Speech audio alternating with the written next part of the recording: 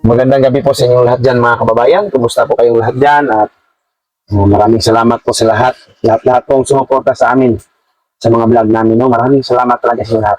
Sa mga supporters po ni Nanay Lorna, ni Ma'am Aya, maraming salamat po sa inyo lahat. So medyo matagal kami hindi nakapag content mga kababayan. No? Nakasama si Nanay Lorna sa sila Ma'am Aya. Simula nung dumating yung sponsor, nakasama namin sila Ma'am Anisita Lo, Ma'am Anilo, kasama din si Irene. Tapos kakatapos lang namin sa occasion po ng kapatid ko tungkol sa kanyang kasal doon sa Maynila. Hindi man kami nakadalo doon at hindi rin nakadalo yung mga kamag-anak namin.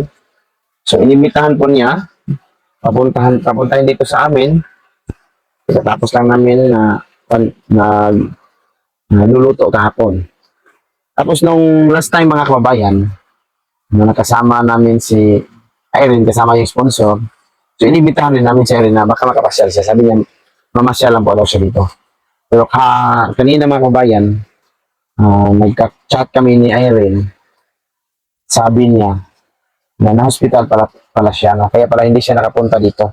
Sabi niya man na pupunta lang daw siya. Sabi niya, na-admit talaga daw siya sa hospital. So, kawawa naman talaga si Irene. No? Nakikita namin siya na kapag umatake yung sakit, talagang masakit kasi para bang mamumutla siya sa sakit. Doon kami sa kanya, kaya sabi namin mas mabuti yung mapatingnan talaga. Yung ma-ultrasound talaga. Ano yung mga nangyayari sa loob ng kanyang katawan. Kaya yun, sabi niya na andun siya sa hospital ngayon, sa SPNC. So, kailangan niya magpa-ultrasound. Siguro baka bukas magpapa-ultrasound na siya.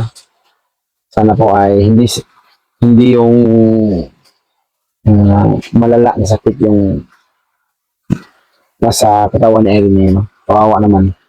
Nag-ano si Erin mga kawain. Makikita natin yung kanyang pagtsatsaga para magkapera. So, nag-uuling siya. Pinunta namin yung ulingan niya doon kasama si uncle, si auntie, yung matalik niyang mga kaibigan noon pang hindi pa siya nakita na Sir Paul daw. Yun po yung hinanap niya dahil sila po yung inaasahan ni Erin talaga noon sa mga anak niya, yung meron siyang mga lakad na importante, lalo na pag-uuling. Kaya hinanap niya nung nakauwi siya galing ng Manila. Hinanap niya doon sa Kalinan nung nalaman niyang andun sila angkol nakatira na sa Kalinan. Pagkatapos ngayon mga kabayan, hindi namin nakalain na nandun siya sa hospital ngayon, no? So, pagsikapin namin na madalaw namin siya doon. Sabihan ko po sila Ma'am Aya at saka sila Nanay Lorna. Dalawin namin doon sa Eric's Hospital. Baka meron tayong may tulong kahit kunti. Kahit po sa mga lakarin doon sa hospital, pabilihin. So, pwede rin na kami lang yung pupunta. Kaya pala mga kabayan na hindi siya nakapunta dito sa bukid. Dahil pala sa hindi na niya kinaya ang sakit. Kaya na ipa-admit siya at na bisitahan siguro siya o na i-refer siya na kailangan ipa-ultrasound. So pati kami mga kababayan, no, taka talaga kami kung ano talaga yung sakit niya kasi akala lang namin nung una ay UTI. Pero iba na kasi yung sakit. Parang tumatakbo na ba? So parang may background na nalaman noong unang pa-check up niya sa Kalinan mga kabayan. Yung nasabi niya sa amin na meron daw defecto ang kanyang atay ba yun? Atay at saka yung kidney. So siguro pag ma-ultrasound na yun, malalaman. So ngayong Huwebes, pagsikapin namin mga kabayan na mapunta namin sa Erin para ma-assist din namin siya doon. Maghanapin kami ng baka makadala kami ng mga prutas na pwede na ipakain sa kanya. Hindi lang bawal sa may sakit sa kidney o sa atay. So, pwede rin i-search muna namin kung ano yung mga prutas na pwedeng kainin sa mga taong may sakit sa kidney o kaya sa atay. Mali pala mga kabay, no? Hindi pala kidney yung result ng unang niya pagpa-check up, no? Apdo pala, no? Sa kanyang apdo at saka sa atay yung parang may depekto. So, mag-search din tayo kung ano yung magandang prutas para sa may sakit sa atay o sa apdo. So, ang binigay po dito mga kabayan, mansanas o apple. Pwede na pakain ng apple, papaya, peras, ubas o grapes, pakwan, saging na saba o lakatan. Hmm. So, yun po yung prutas na mas mainam para sa may sakit sa atay o sa apdo.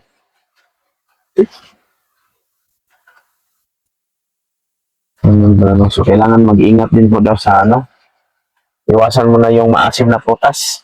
Maasim na prutas, sobrang tamis, at saka yung avocado. Prutas na may gata o cream. So, bawal din pala yung ganun na mga prutas. Huwag din yung, pag may sakit daw, din po daw sa apdo at saka sa atay, huwag din po daw yung magpapagutom ka pagkatapos kakain ka ng marami. Kasi ma-stress din po daw yung atay at saka apdo.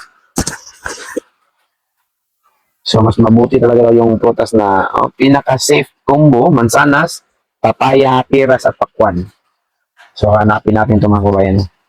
Posibleng sanhi pala ng pagkakasakit ng atay at sa ating apdo ay posibleng manggaling din ito sa ating pagkain at sa ating iniinom. Lalo na sa sobrang pag-inom ng alak. Nakakasira pala ito sa atay. Magkaka-fatty liver dahil sa alcohol daw. Tapos, yung palagi tayong kumakain ng may mantika, mga oily food, saka yung maalat, at saka yung matatamis. So, dyan pala, no? Nagkakanan alcoholic fatty liver. So, yeah, grabe, no? At saka yung pagtataba natin ng husto, sobrang timbang. Obesity. Natatabunan ng taba yung atay. Ano kaya ang posibleng dahilan kay Irene mga kabayan? Kasi hindi naman siya masyadong mataba. Para siguro sa kanyang mga kinakain.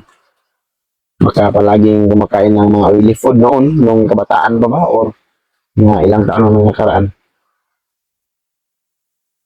Pag sa apdo, so posible yan yung virus o infection. Hepatitis A, B, C.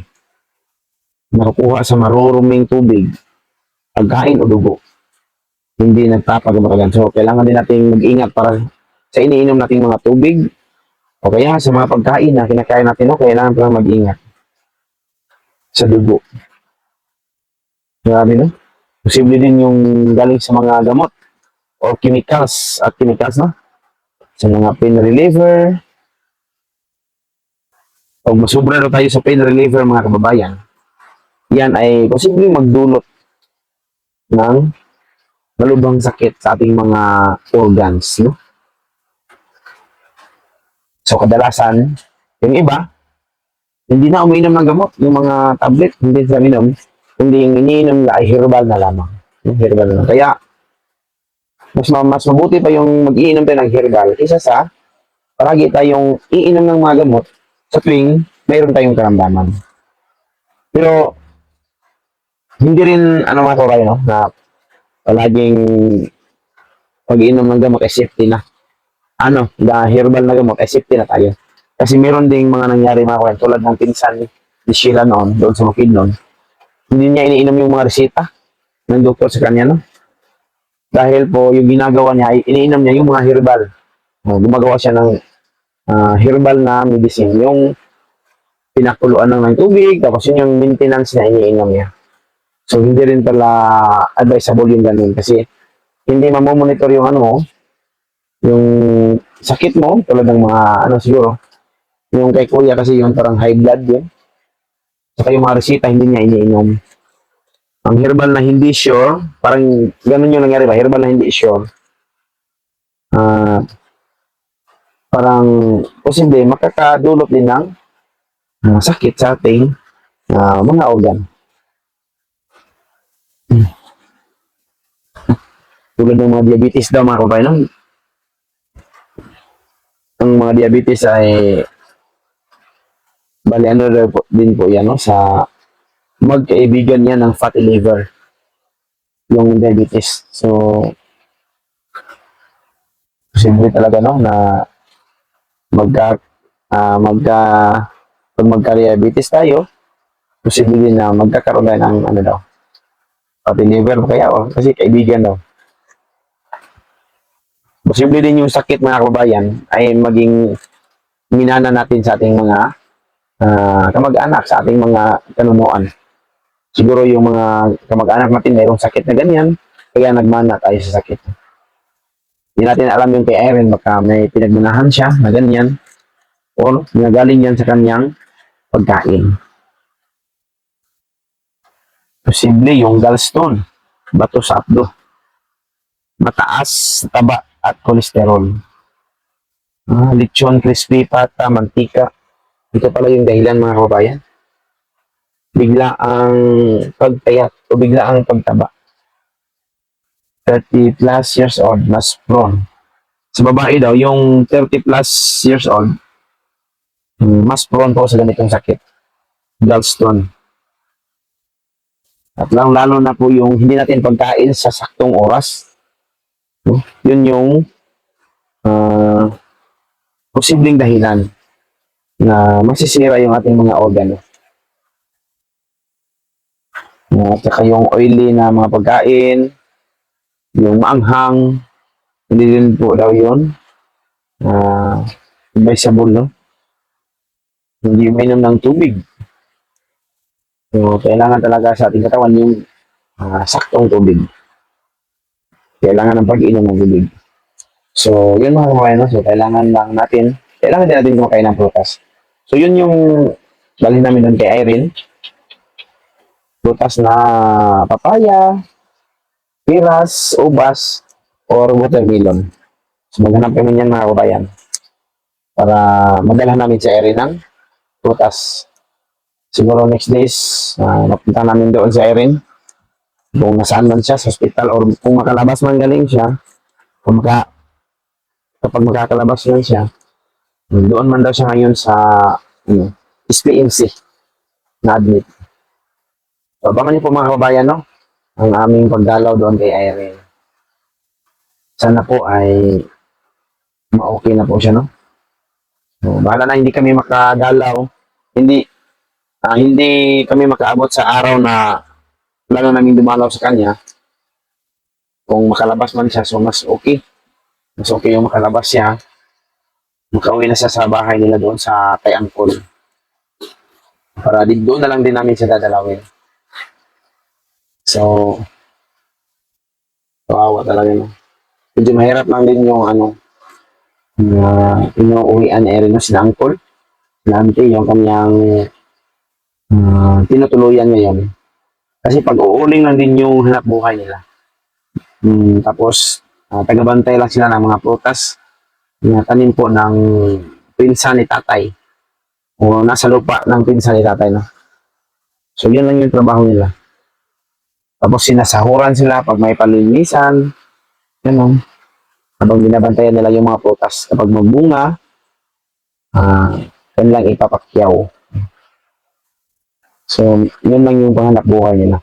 Pero yung pag-uuling talaga, yung kanilang main source of income, no? Kasi nagkataon man doon, mga kababayan, na mayroong mga puno na pinapaputol para pumapalitan ng ibang prutas.